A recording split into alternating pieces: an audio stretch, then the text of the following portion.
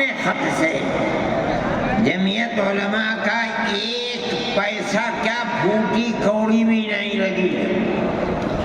آپ ہی لوگ کروڑوں روپیہ خرچ کر کے اپنی بسوں کا خود ہی انتظام کر کے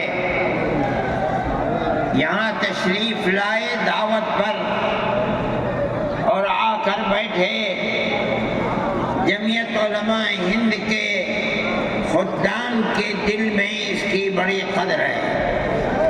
اللہ آپ حضرات کو اس کا بہتر بدلہ عطا فرمائے. میرے محترم بزرگوں، آج ہی کا مسئلہ یہ نہیں ہے. جمعیت علماء ہند کی ایک تاریخ ہے اور ایسی تاریخ ہے اپنے اس ملک کے لیے جو کسی دوسری ہندو مسلم پارٹی کے پاس نہیں ہے. علماء نے اس ملک کی آزادی کے لیے اگر آپ ان کی تاریخ کو پڑھیں گے تو آپ کو اندازہ ہوگا کہ ان کی اس ملک کی آزادی کے لیے قربانیاں 150 سالہ قربانیاں ہیں. کوئی اس ملک کے اندر ہندو مسلم ایسی پارٹی نہیں ہے جس کی تاریخ ایسی قربانیوں کی تاریخ ہو.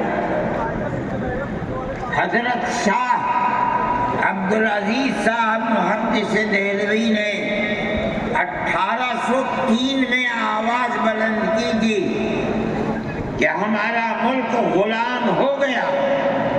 اس غلام ملک کو آزاد کرانا اس ملک میں بسنے والے ہر مسلمان اور ہر شخص کا فرض ہے. کوئی مائی کا لال نہیں تھا جو انگریز کی طاقت کے سامنے آزادی ملک کا نعرہ بلند کر سکتا.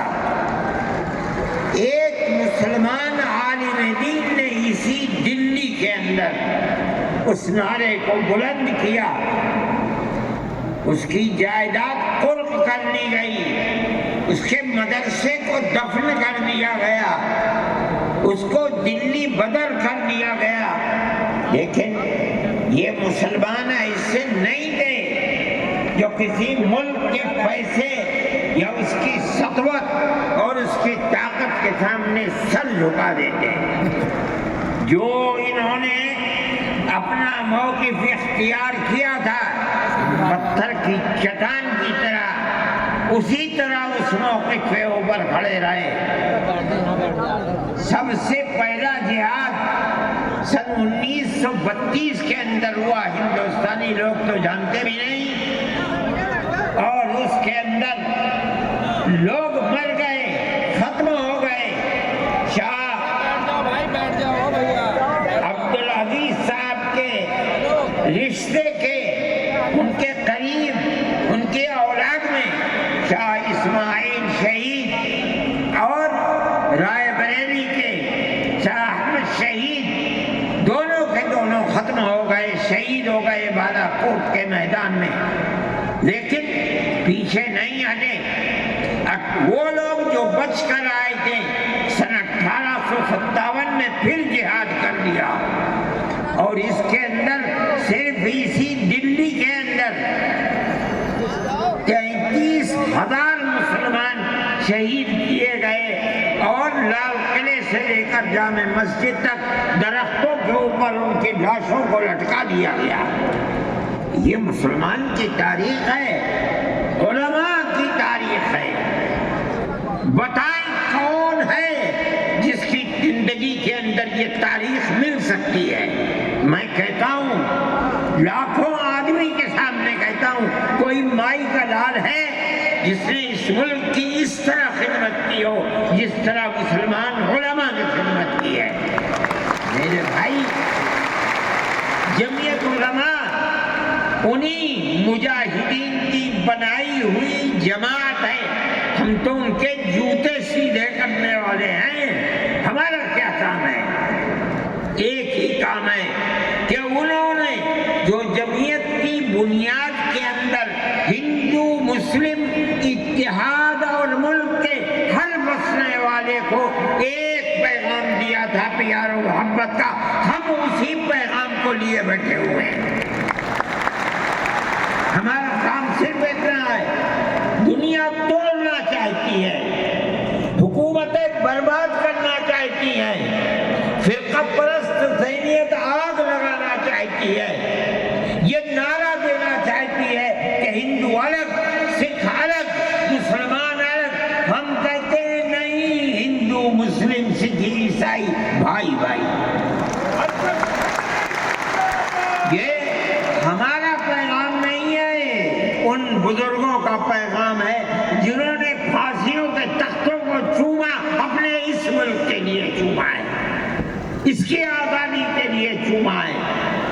اس ملک کے اندر یگانگت اتحاد جس کو آج آگ لگایا جا رہا ہے، ہمارے بزرگوں نے اسی اتحاد کے لیے اپنی قیمتی جانوں کو قربان کیا ہے، اور ان کا مقصد یہ تھا کہ ملک آزاد ہو جائے، حکومت ایسی بننی چاہیے جو حکومت سیکولر حکومت ہو، کسی کا حق نہ جائے۔ کانگریس اس لیے نہیں بنی تھی، یہ 1803 کی آواز ہے کہ ملک غلام ہو گیا، جہاد کرنا فرض ہے۔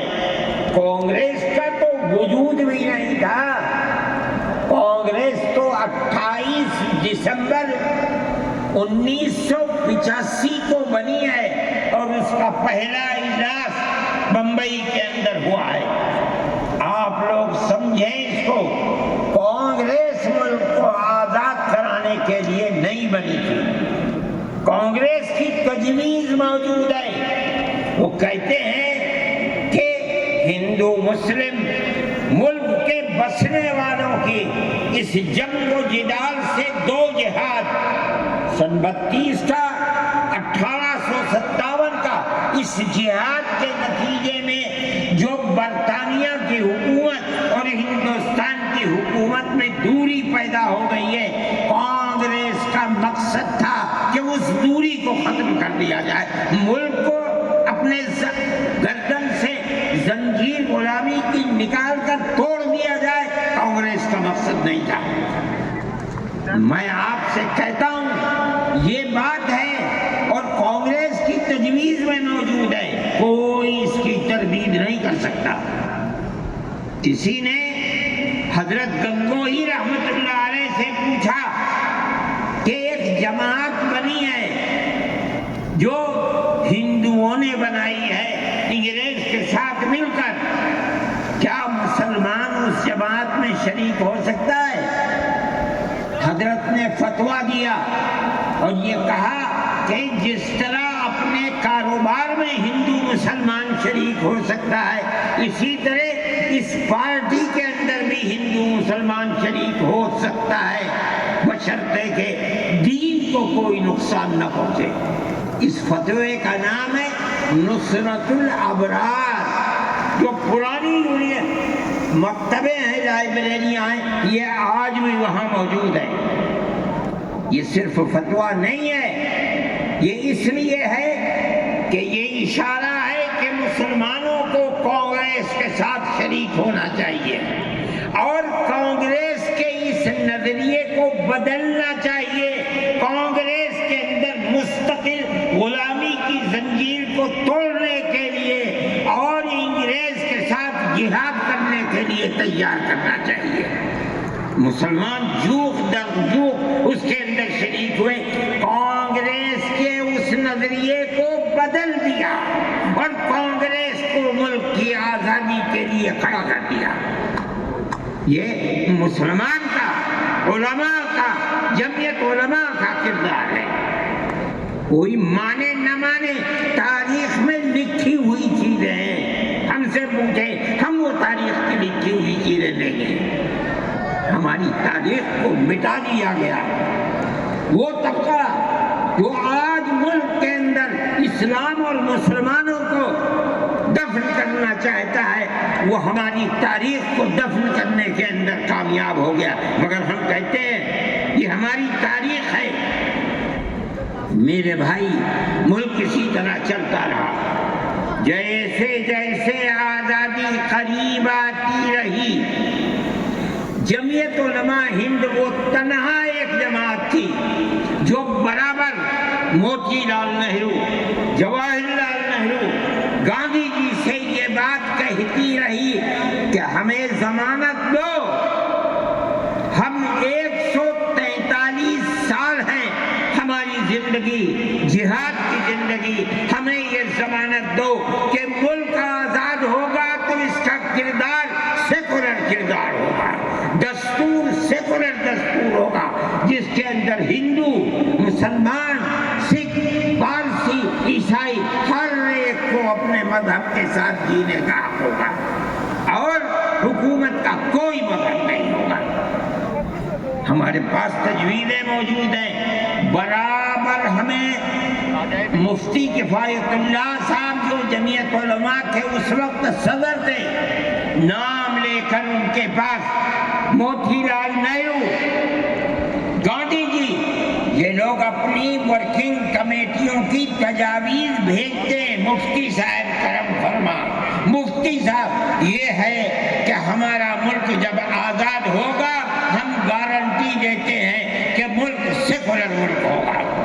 اس کا کیا مطلب ہے؟ ہمارا کردار، ہمارا مذہب، ہمارا وقت، ہر چیز آزاد رہے گا، مسلمان جس طرح چاہے گا اپنی زندگی گزارے گا، اپنے مذہب کا زندگی گزارے گا۔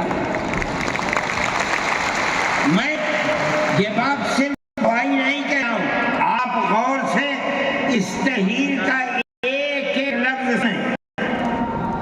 ہری پور ضلع سورت کا اجلاس عام جو 19، 20، 21 فروری 1938 میں 47 میں ملک آزاد ہوا، اجلاس 1938 اس سے 9 سال پہلے، یعنی آج کے مقابلے میں 80 سال پہلے یہ اجلاس ہوا تھا۔ اس کے اندر تجویز دیکھیے آپ، ورکنگ کمیٹی نے 1937 میں اپنی کلکتے کی میٹنگ میں اقلیتوں کے حقوق پر 2 تجویز پاس کی تھی، اسے کانگریس منظور کرتی ہے، اس وقت کیا تھے، اور نئے سرے سے اعلان کرتی ہے کہ ہندوستان کی اقلیتوں کے تمدنی، مذہبی اور لسانی حقوق کی حفاظت کرنا کانگریس کا پہلا فرض اور بنیادی پالیسی ہے، تاکہ حکومت کی کسی بھی ایسی اسکیم میں جس میں کانگریس شریک ہو، عقل، ترقی اور نشو و نما کا زیادہ سے زیادہ موقع مل سکے۔ آپ الفاظ پر غور کیجئے اور قوم کی سیاسی، اقتصادی اور کلچرل زندگی میں پورا حصہ لے سکے۔ اس کے بعد اس بنیاد مسلمانوں کو مطمئن رہنا چاہیے کہ آزاد ہندوستان کی حکومت میں ان کا مذہبی فرائض، اذان، نماز، جمعہ، عید، روزہ، حج، زکوٰۃ، مذہبی مساجد، مقابر، قربانی، مذہبی جلوس، مذہبی جلسے وغیرہ، جملہ مذہبی رسوم اور مذہبی ادارے محفوظ ہوں گے، اور اسی طرح ان کی تہذیب و تمدن، ان کے تعلیمی ادارے، خانقاہیں، امام باڑے، عیدگاہیں، تکیے، کربلائیں، آثار قدیمہ، اوقاف وغیرہ سب محفوظ ہوں گے، اور اسی طرح ان کی زبان، ان کی شاعری، خط وغیرہ سب کے سب آزاد اور محفوظ ہوں گے، کسی پر کوئی رکاوٹ اور قید نہ ہو۔ جو میں آپ سے کہہ رہا ہوں